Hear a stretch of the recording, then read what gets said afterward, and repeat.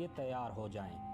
اس خوبصورت پرندے کا نام 18ویں صدی کی فرانسیسی ملکہ کوئین مری اینٹونیٹ نے رکھا جب ان کے دربار میں اس پرندے کو پیش کیا گیا۔ ڈیموزلے فرانسیسی لفظ ڈیمسل سے اخذ ہے جس کا مطلب ہوتا ہے چھوٹی لڑکی۔ اس پرندے کی نازک اداؤں کو دیکھ کر ہی یہ نام رکھا گیا، جبکہ اس پرندے کو اردو اور ہندی میں کونچ کہتے ہیں جو کہ سنسکرت زبان کا لفظ ہے۔ ڈیموزلے کونچ گھاس کے میدانوں، صحراؤں، چشموں اور جھیلوں کے کنارے رہتی ہیں۔ کونچ کی خوراک میں گھاس، جڑی بوٹیوں کے بیج، کیڑے مکوڑے، حشرات، اناج، چپکلیاں وغیرہ شامل ہیں۔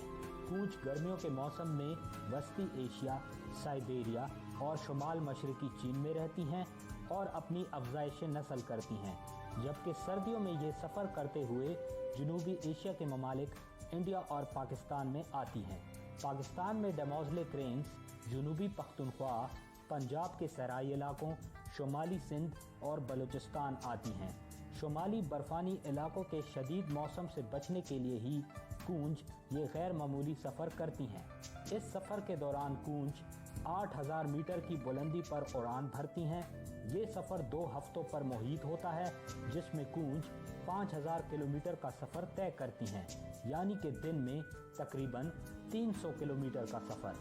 کونچ کے اس سفر میں ایک جھنڈ میں 400 پرندے ہو سکتے ہیں۔ اس مشکل سفر میں کونجیں کوہ ہمالیہ کے پہاڑوں، صحراؤں، دریاؤں، آبادیوں اور زرعی زمینوں سے گزرتی ہیں۔ پاکستان اور بھارت میں ستمبر میں کونجیں آنا شروع ہو جاتی ہیں اور فروری کے آخر تک رہتی ہیں۔ کونجیں اپنے پارٹنر کو متاثر کرنے کے لیے خاص قسم کا رقص کرتی ہیں جس میں یہ دلکش چھلانگیں لگاتی ہیں اور خوبصورت طریقے سے اپنے پر کھولتی ہیں۔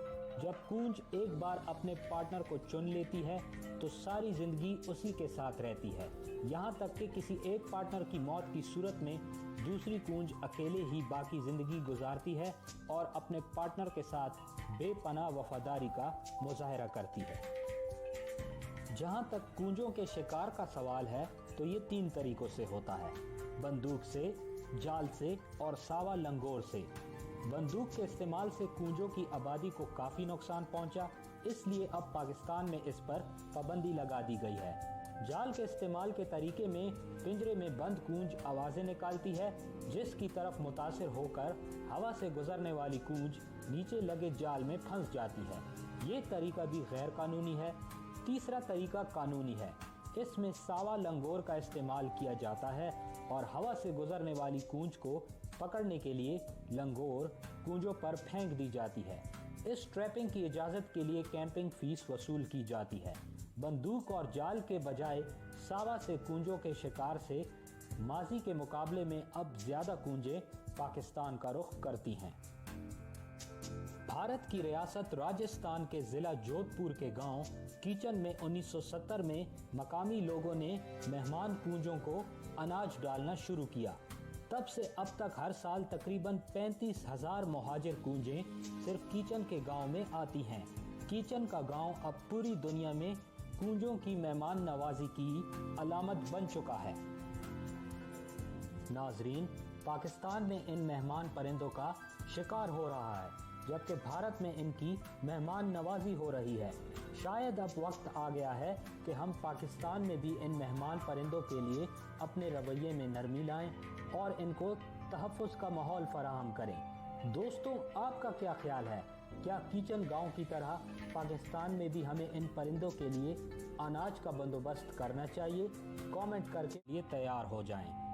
اس خوبصورت پرندے کا نام 18ویں صدی کی فرانسیسی ملکہ کوئین مری اینٹونیٹ نے رکھا جب ان